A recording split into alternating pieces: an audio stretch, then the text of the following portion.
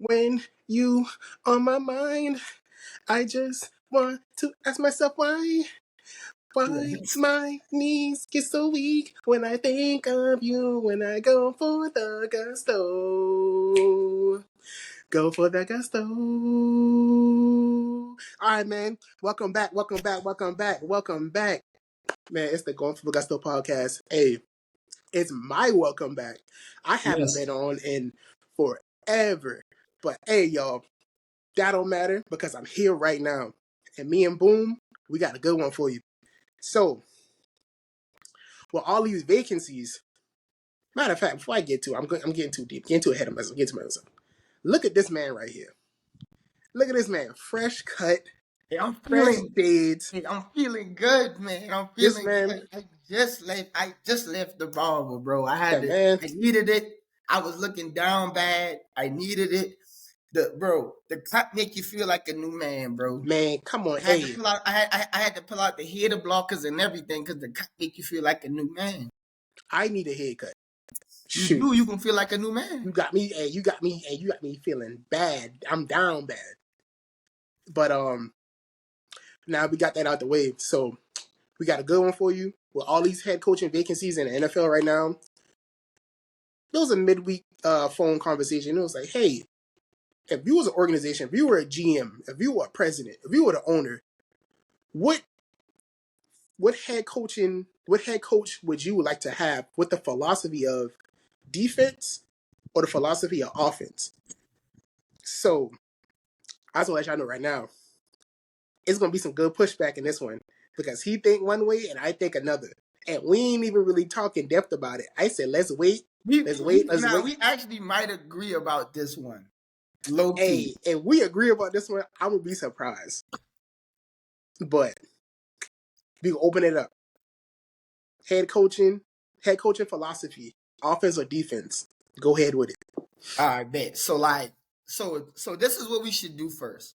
Mm-hmm. Let's look at all the teams left in the playoffs, right? Mm-hmm. What are the head coaches? Shanahan, OC, Offensive, right? You got Harbaugh, defensive guy. right? You got Houston is D'Amico defense, Ryans, defensive guy. Dan Campbell, Lions, defensive guy. Yeah. You got The who else? Chiefs, offensive. Andy Andy Reid, Reid, offensive guy. offensive. You got Buffalo Bills. Sean McDermott was he a OC? I think he was a DC. I think Sean McDermott was a defensive coordinator first. Yeah, and then Dayball was the quarterback's coach. Yeah, he was defense. Dayball moved up to OC, and then his defense. That's 6. So Todd Bowles is a defensive guy. Defense, and then and last team. What's the last team? Oh, Packers. Matt LaFleur's offensive offense. Guy. So we got 3 offense, 3 offensive guys. All the and rest 5 defense. So, all right, boom. So that's interesting, right? So this is the thing. Me being a Washington fan, obviously. But wait. But let's go back to past years. Super Bowl winning teams. Offensive head coach Andy Reid. Sean McVay. Offensive head coach. Then who won before? Did the Chiefs win? The Chiefs beat San Fran. Those are 2 offensive coaches. That's 3 offensive coaches in a row. Before the Chiefs had won that time, it was Patriot. Oh, Tampa Bay. Defense, offensive head Bruce Arians. Right, and then so we got a trend. We got a trend going right now. About the past Super Bowl winners. Past Super Bowl winners, a lot of them are offensive guys. Yeah. Okay, so now go. All right, so this is what I'll say. What I realized, bro, when I was thinking about it, I realized that. So obviously, we got the Washington. We got Adam Peters, who was the best GM candidate on the field. We got him, and so when we got him, now you got the GM. The next thing is to get the head coach. So, you know, us being Washington fans, we're all like, I wonder who our head coach going to be, because once you get the head coach, then the next thing after that, you find your quarterback, right? Right. Boom. So it popped in my head like, I low-key want a defensive person because, like, defense travels, defense shows up in the playoffs. You can depend on defense. And I'm pretty sure this week in the playoffs, we're going to see it. You can depend on defense because defense actually travels, right? Offense doesn't always travel at away games, and offense doesn't always travel when it's either cold outside, you know, or like the weather conditions is bad. You can have, if your defense is good, no matter what the weather conditions are, your defense going to play good. Right. And so I was like, you know what? I thinking in my head, we should get a defensive guy because the defensive guys know how to really build teams and do that. But then I had to stop and say, the problem with getting a defensive guy, this is the problem right here. The problem with getting a defensive guy is that you got to also find an offensive guy. So if you look at the head coaching vacancies, right? Right. All of the defensive coaches that's doing really good, all of their OCs are coming up for head coaching jobs. So Bobby Slowick in the Texans, Ben Johnson for the Lions. Jim Harbaugh is a natural offensive guy coming from Michigan. And the thing is, Dan Quinn, Mike Vrabel, and Bill Belichick, their names aren't even being thrown around as much as you would think, because they're defensive guys. And I think it's like, when you got it, the way the league is going, everybody wants an offensive guy, right? So, like, now it's like, the thing that's tricky is that I think defensive guys have a mentality that you should bring to your team. Like how Dan Campbell made the Lions, all right, we're going to be a physical team. And then the offensive guy can fit in there, right? Yeah. But normally them offensive guys, like a Mike McDaniel, for example, the Dolphins always do bad on the road and they do bad in the playoffs because the offense don't travel. You know what I'm saying? Yeah, because they always have an off game, have a bad game. Defense trying to have to bring the team into it, but if you can't score points, then that's the thing. So like, so deep down in your heart, right? If you would say, so if the Jaguars can get any, if the Jaguars was getting a new coach, right? Because we always know Doug Peterson is a defensive guy. If the Jaguars can get a new coach, you would want one of the young offensive minds in the league. Yeah, because I want to have an exciting offense. But I'm talking about would it give you the best chance to win the Super Bowl? Well, it's a layered answer, because like how you said, you get Dan Campbell, or we could be physical, we could run the football, we could be hard nosed, but then he hires an offensive coordinator that jumps on board with his scheme, with his style of coaching. So I would want to get an offensive minded head coach, but also wants to grind. So in turn, he will go and hire a defensive coordinator who also wants to grind and be hard nose on the ball as well.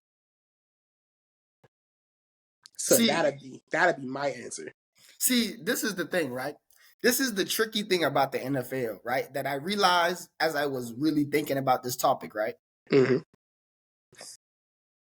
In order to be a good team for a long time, what you need is, I believe what you need is, you probably want to get the offensive mind, because I think it's more I think it's easier to find a good defensive coordinator than a good offensive coordinator. But the main thing is, all of the coaches that do bad, right? They're the ones that set your team up for success, right? And I'll tell you what I mean. So remember when the Patriots had Josh McDaniels, right? Josh McDaniels go and get this head coaching job. Was it the Broncos? And then he does terrible, right? When he gets fired, he goes back to New England, and the Patriots go back and win the Super Bowl.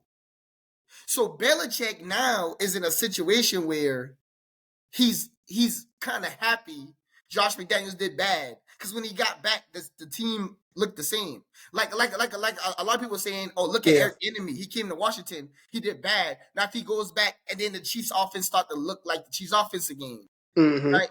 Or like Steve Spagnuolo, for the Chiefs' defense, he did bad as a head coach, so you get him back to just do the defense, and he looks good. I think Dan Quinn is in the same situation, which is weird because Dan Quinn did go to the Super Bowl, but most people give Kyle Shanahan the credit for that rather than him for whatever reason.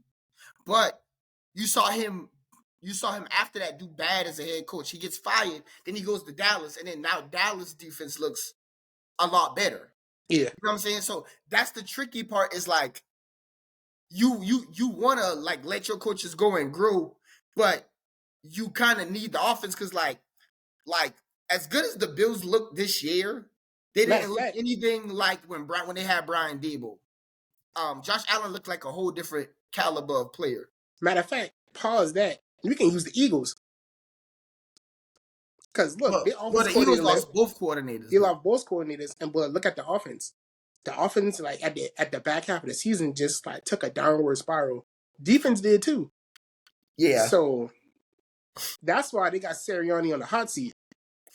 I think. Well, I think the Eagles is a weird situation because I think their team just kind of their team made up in their mind that they weren't good enough, and so they started playing like it. Because I think early on in the season, the Eagles' offense was the same. They were exactly the same. The only difference was the turnovers. So Jalen Hurts had like I saw like in 6 games he had the same amount of turnovers that he had all of last year. Yeah, he did. The turnovers made them look worse, but I think the production and yards and all that was still there. Now, defensively, I don't know what happened to them. Honestly, they just because all their mistakes, it was being masked by winning. Because when you win, winning cures all.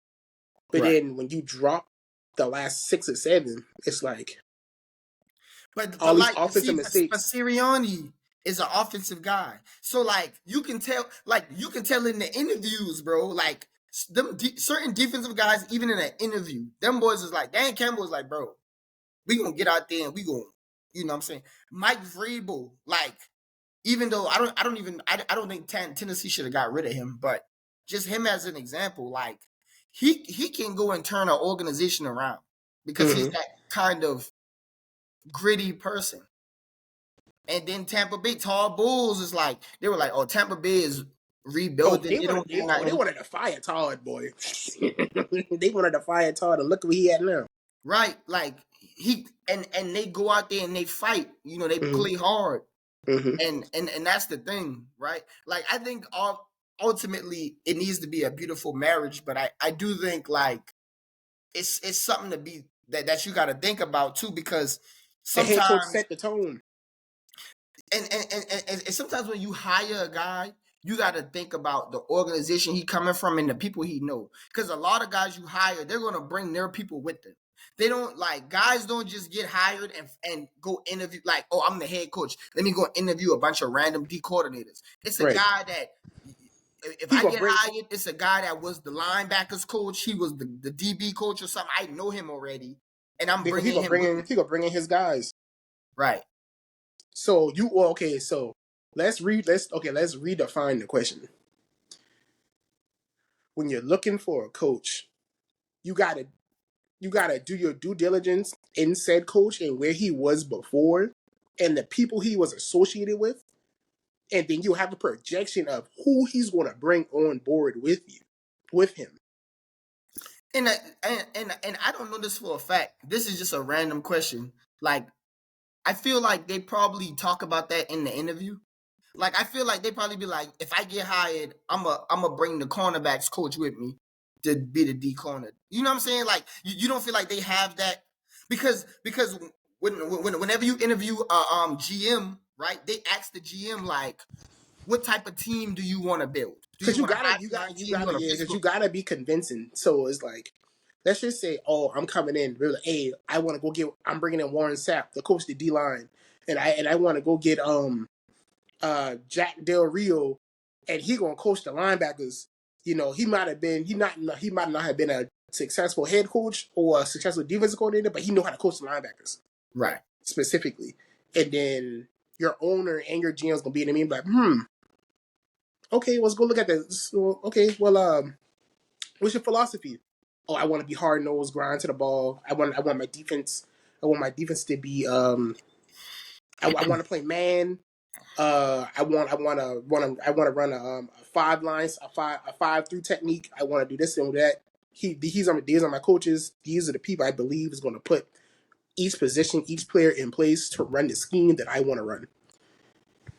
So and it's also probably like, cause like the scheme gotta, cause like they probably go in there and be like, I want to run 3-4. I want to run 12 personnel. I want to run 4 wide receivers, because now cause the GM gotta be like, okay, well, I'm planning on drafting X, Y, and Z. So that's not gonna work because that scheme isn't gonna fit the player, right? Because like the GM ultimately got the more power, right in the situation. Even with your example, we can use the Raiders and Antonio Pierce.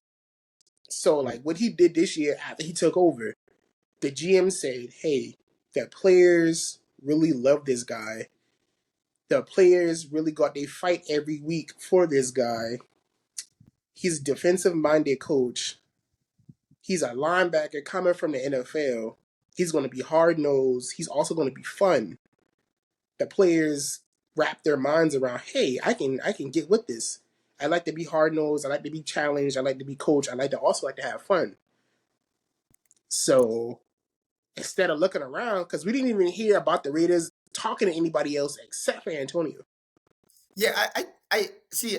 Antonio Pierce is an example, because it's like even the Patriots, they went with Gerard Mayo, and I think the players are gonna love Gerard Mayo, just like who he is as a player. But I think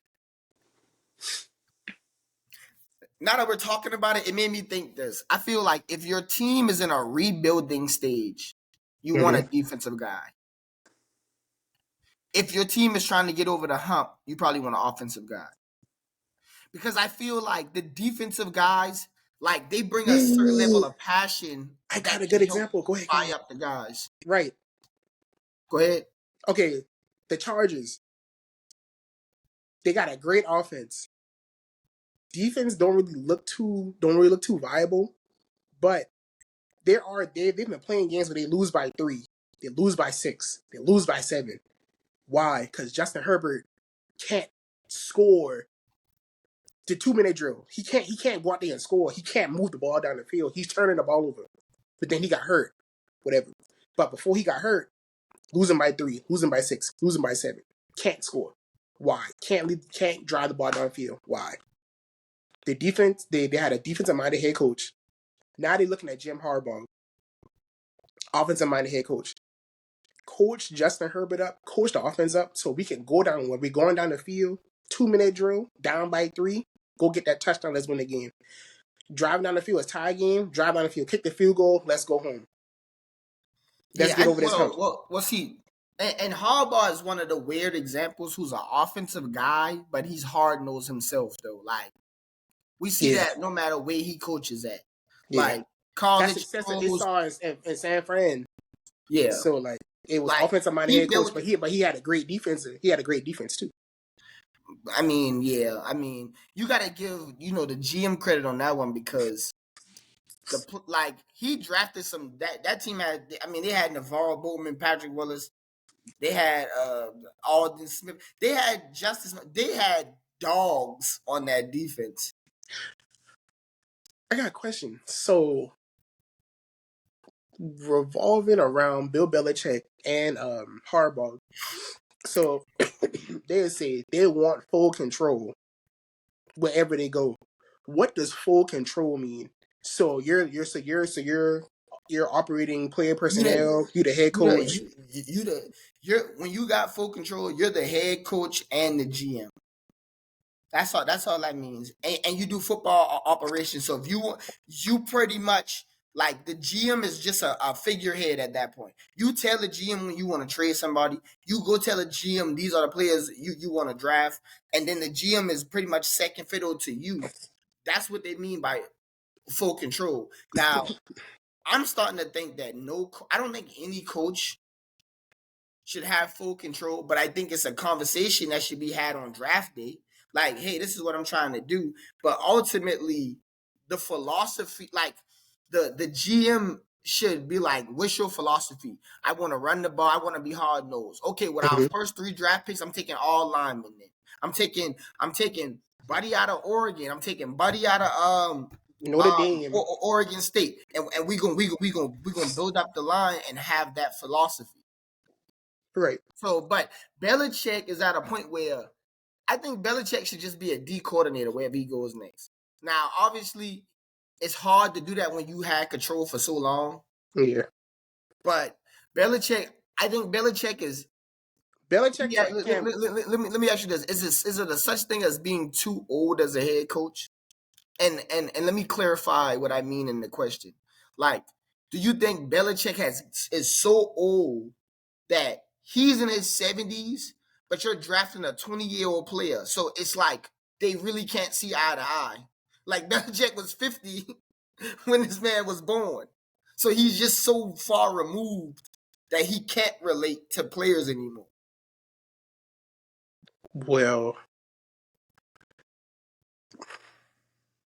I guess Andy Reid still kind of. I say it has to be based on the type of person that you are. You can still be old fashioned, but the way how you are as a person, you can get anybody to like rally behind you. If that makes sense. So if Bill come in, yeah, he's 70. He's super old school. He's going to be super old school. Right. The way how the NFL has changed from when he been in the league to where it was run the ball defense. He's been through the decades. He's seen and he's adjusted. So I'm pretty sure he's going to adjust. And I also think because I feel like this is what happened with Ron Rivera in Washington. I think Ron got older, and what he kind of did was he started drafting guys that were raised a certain kind of way. Like he wanted people to have military backgrounds. He wanted people that were like disciplined. Because he wasn't really trying to get somebody who fit the scheme. He was getting somebody that fitted him. Yeah, that like a person that fits his personality. And I think that's probably kind of what Belichick was doing a little bit too, to where there's like, yeah, you don't got no divas on the team, but you don't got no stars either. Now, you kind of put yourself in a situation. But I think what the head coach's job is to find a diva and a star, but get them to work within a system and be a part of the team. And you can't always just do that by, like, for example, I think Nick Saban did the smartest thing. I think Nick Saban walking away right now, especially after this job, he was smart. Because he saw that the game was passing him by. Like he saw it. As rapidly as NIL came in, he probably was looking like, no. Because the way how he does things, like how college used to be. Oh, you paying people under the table. Oh, you coming to Alabama. We gonna win a championship. We gonna pay you under the table. You could be good because them boys ain't gonna match what we pay. And you gonna make it to the league because regardless before NIL, you're gonna have the Saturday night game on TV. So you go to another school that let's just say, like, what's a school that's big but they never get the night game? The 3 o'clock prime time game. Like Clemson for the longest time is a big school, but they never got the big time night game. The only time they get the big night game was when they was playing South Carolina, or when they was South Carolina had more night games on TV than Clemson had night games on TV. But I'm saying that happened after. I'm talking about if you was to go to Clemson But before they won a national championship, You they playing at were 12. just You playing a at school where you you weren't. playing at 12 o'clock on ESPN. Or you playing on the SEC network. No, not Clemson. Yeah. Before they rise, they Clemson was don't play on playing the SEC network. They're not even the an ACC SEC the team. ACC network. Oh, the ACC. Okay, yeah. But when you a team of that caliber, you're playing on ESPN let's say the SEC, you're playing on ESPN or you're playing on CBS. Right. And then if you're playing on ESPN, you playing at 7 or you playing on CBS at 3. And if you're on the East Coast, everybody watching that. Right. So now it's like, like now you're on TV, so like your draft stock and stuff looks better because people are seeing you, your name is being passed around. And now he was smart. He was like, man, this NIL thing about the rock the boat out there. I'm gonna get up out of here. Because you look at it, you got who's the number one quarterback? The number one quarterback in this year's class, he's going to Nebraska. Why? Because of NIL. Yeah. You got number one wide receiver going to not the number one, probably like the number 5 receiver. Where did he go? He went to somewhere kind of outrageous, and I was like, why? NIL money. Right. And that's so like, yeah. You got players going to Miami. I will say this though, as far as for college football, NIL did kind of it did even the playing field a little bit. It did. To where like now you're gonna see like teams are just gonna be good. It's not gonna be like, oh well, Bama gonna be good this year, Georgia gonna be good this year, and that's gonna rock the college football rankings up, because a lot of the rankings is you get ranked in the top 20 because you're a big name school in a big name conference. Shoot, this might be the downfall of Alabama. You see how many people enter the transfer portal? Oh yeah, because and also Saban is such a big name that it brought profitability to the school, and so the school they probably got deals because they had Nick Saban, right? Who some think is the greatest coach of all. Some people got Nick Saban as the greatest coach of all time, including pros and everything else. Dang. Yeah, because like when players commit to the school, they don't commit to Alabama. They commit to play for Nick Saban because under Nick, I'm going to the league, and now Nick gone. I'm out of there.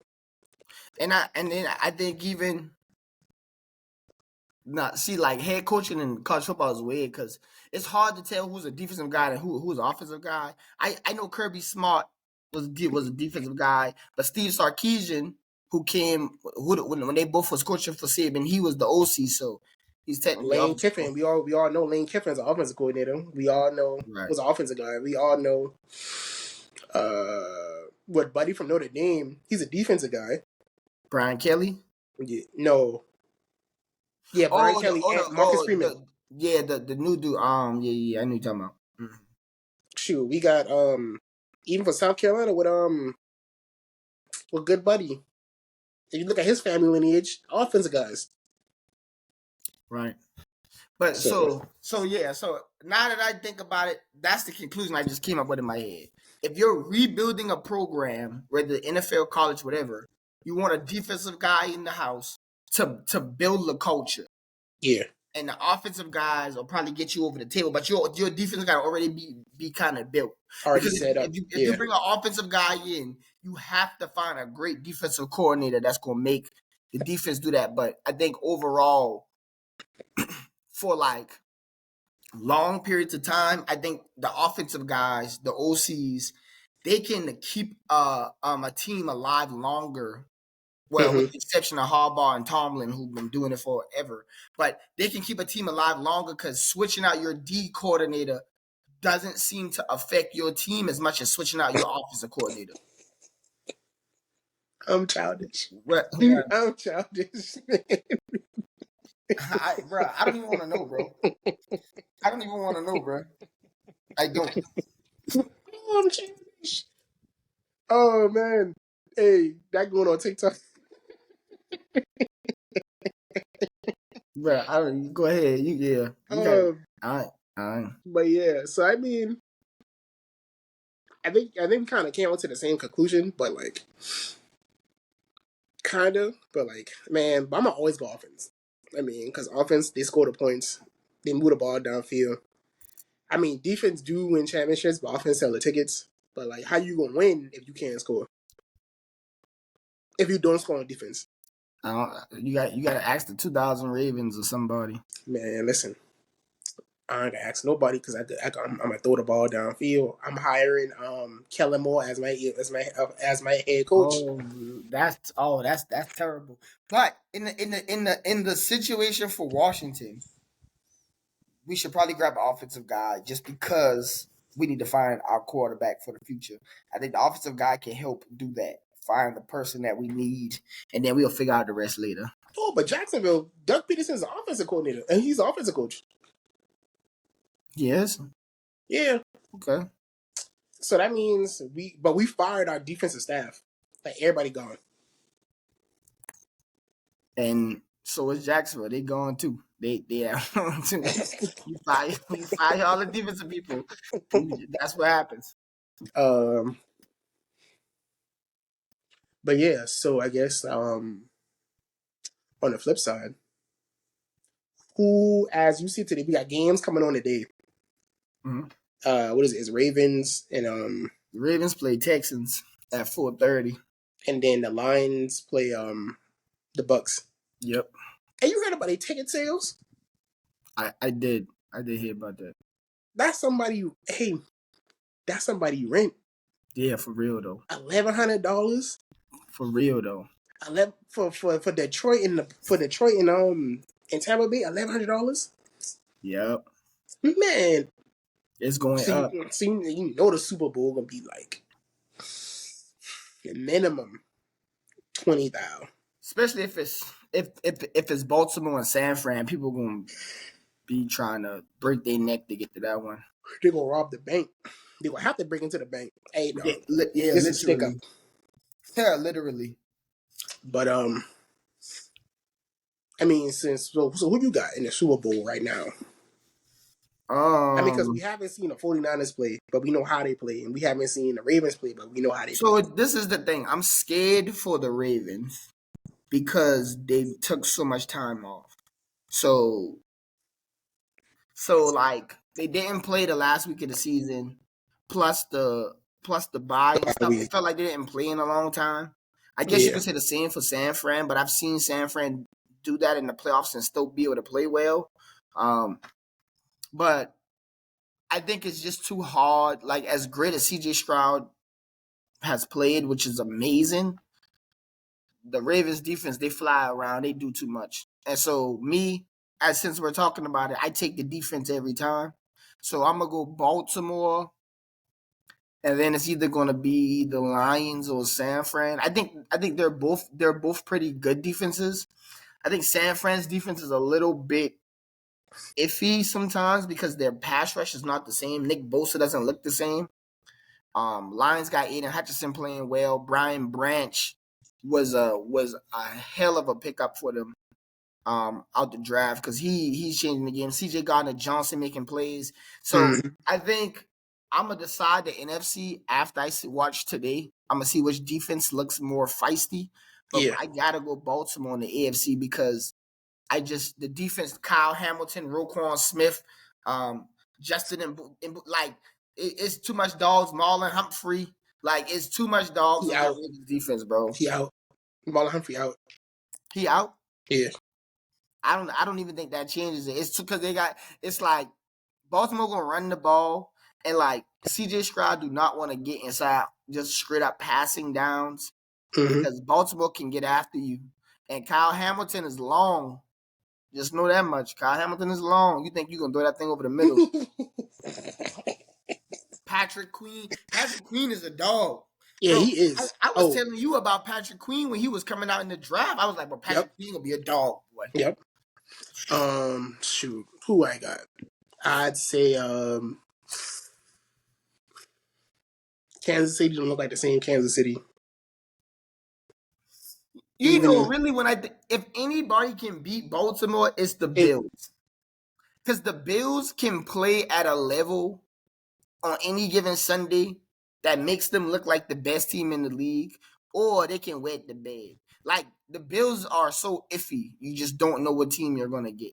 I think that's the only. I think he's the only quarterback with enough firepower to make that Ravens defense be like, oh snap.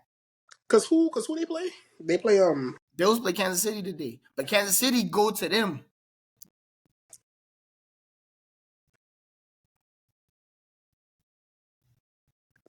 Ooh. Matter of fact, I need to see who win today. Because if Kansas City somehow, some way pull this off, I think they can beat Baltimore. I don't see it. Because they're gonna have to stop the run. See, Kansas City got a good pass defense now. Like pass defense is good. Yeah. Like L'Jarius Sneed and Trent McDuffie been holding it down. And then obviously they got thing in the middle rushing the passer, but they don't got enough weapons for that. Baltimore and Chris Jones ain't finna sack no Lamar. Lamar gonna take off on the boy. And he gonna be like, boy, I don't know what happened just now. I'm telling you. And then when you least expect it, Zay Flowers cross the middle. Odell Beckham can still go hit his head on the goalpost at any point in time. Like, and he ain't even the same Odell Beckham we all know, but he still be flying. I mean, if the Bills win today, I got Baltimore. But I'm saying Baltimore, like Baltimore is gonna beat the Texans. Shoot, Baltimore, bro. Who knows what CJ Stroud gonna do? He been surprising everybody this year. Yeah, but he did it against somebody like this. Baltimore's a different, like, Baltimore got too much all pros on that defense, boy. They fly around. I'm telling you, Roquan Smith is nothing to play with. Yeah, man. Don't listen. It's so hard. I don't even know. Like, I don't even like. I'm just excited to watch. I'm excited to watch the games. Like before all of this, I was like, oh yeah, it's gonna be Kansas City and San Fran. It's gonna be. I've been saying that. I'm like Kansas City and San Fran. But now I'm looking at it, I'm just like, it might be Detroit, Baltimore, or it might be. It could be Detroit and the Lions. But Detroit is the Lions. I mean, who I've been thinking? I meant to say Detroit and the Bills. I was like, what? But I had the Bills. I had the emblem in my head too. Yeah, in the Lions. I'm like, you can see Detroit. Man, word, man. Well, hey man, it could be anything. Shoot, hey, this is division around, man. What they play at 4? 4:30 and then 8. 4:30 and 8. 8:15. Okay, so we're gonna keep it tuned in, y'all. All right, man. Sounds like that was a good one right there. Yep, let's go ahead and wrap it up. All right, man. Hey, man, we appreciate tuning in with us. Yeah, we appreciate all y'all, man. Hey, man, we on all socials. We got on Instagram. We on TikTok. We getting the TikTok page rolling. We on Facebook. We're also getting on Twitch really soon. We got something special coming with Twitch. We're getting those plans together right now. Hopefully you'll see us soon. More clips. Y'all gonna be seeing a lot of presents. But until then, it's Big Queso, it's Boom Bam, and we were going for the gusto. All right, man, y'all. Peace out.